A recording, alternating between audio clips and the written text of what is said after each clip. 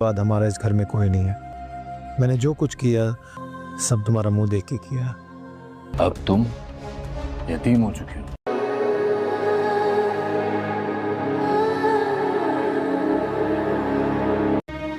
میں اس گھر میں صرف تمہاری وجہ سے آؤں گا.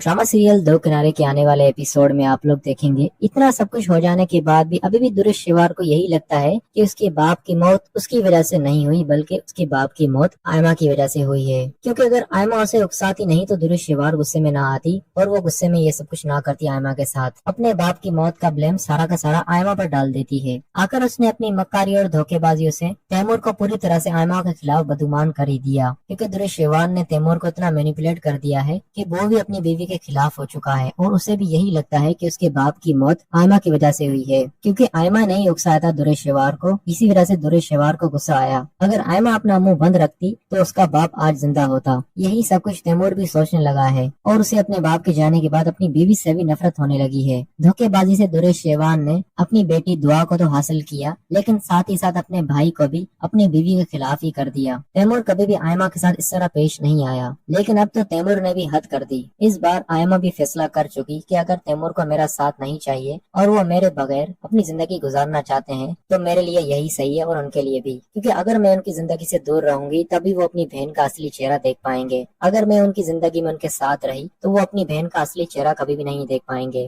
ہر دفعہ مجھے ہی غلط سمجھیں گے. اس لیے میں بھی تیمور کے پاس واپس کبھی بھی نہیں جاؤں گی. یہی سب کچھ آئمہ اپنے بھائی اور کائنات کو بتا رہی ہوگی. ولی تو اسی سوچوں میں پریشان ہو جائے گا کہ آخر درش شیوار چاہتی تو کیا چاہتی ہے. اس نے بیٹی حاصل کر لی اپنی لیکن اس کا خیال بھی نہیں رکھ سکتی. اب تو اس نے اپنے باپ کو ہی مار دیا. درش شیوار کو چاہیے کہ اب سدھر جائے لیکن ابھی بھی وہ سارا الزام تم پر ڈال رہی ہے. جس پر آئمہ کہے گی مجھے تو سوچ سوچ کر حیرانی ہو رہی ہے کہ آخر درش شیوار کا انجام کیا ہوگا. کیونکہ اس نے شروع سے لے کر آج تک زندگی میں کوئی بھی ایسا اچھا کام نہیں کیا جس کی وجہ سے اس کی موت آسان ہو. آج انکل کی جس طرح ڈیتھ ہوئی ہے یہ سب کچھ دیکھنے کے بعد درش شیوار کو اب لوگوں پر ظلم کرنا ختم کرنا چاہیے. لیکن درش شیوار ابھی بھی اسی ایٹیٹیوڈ میں جی رہی ہے کہ وہ اپنے باپ کی موت کی قاتل ذرا سی بھی نہیں اور اس کا باپ مرا ہے تو آئمہ کی وجہ سے. لیکن دوستو درش شیوار کا انجام تو بہت برا ہوگا کیونکہ اس کے باپ کے جانے کے بعد اب تیمور ہوگا جس کے سامنے درش شیوار کی اصلیت کھلے گی.